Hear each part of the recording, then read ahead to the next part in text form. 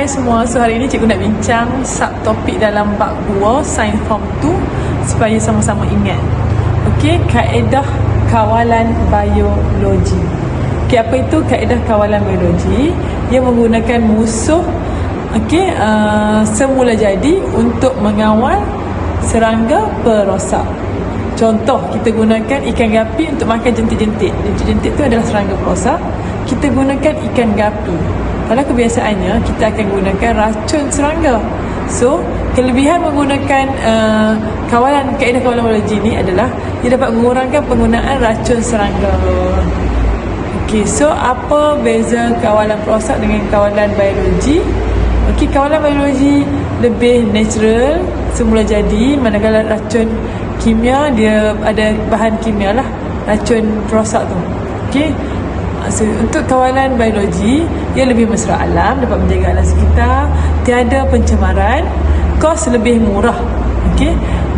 Dan cuma kekurangan dia dalam jangka masa yang panjang. Kesan dia lebih lambat lah. Okey. Untuk racun kimia ataupun serangga perosak, kos mahal sebab kita kena ulang-ulang beli racun perosak tu. Okey, and then dia juga boleh menyebabkan bina daya tahan imuniti. Perosak tu ada bina daya tahan imuniti. Maksudnya dia mungkin dah imun dengan serangga perosak tu dan dia tak jadi apa dah lah guna racun tu.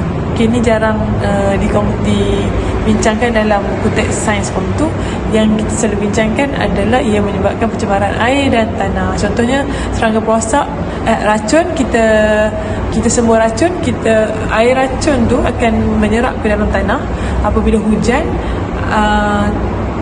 saliran air akan pergi ke sungai ataupun laut.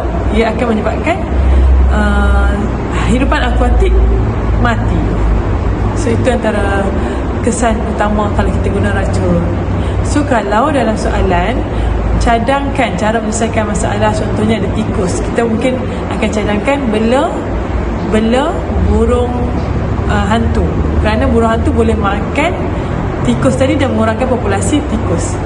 Jangan kita cadangkan beli perangkap tikus. Itu tak berapa sains sangat, walaupun ya itu adalah salah satu cara menyelesaikan masalah, tapi dalam sains kita nak mesra alam, kita nak kawalan, kita pilih kawalan biologi. Okey.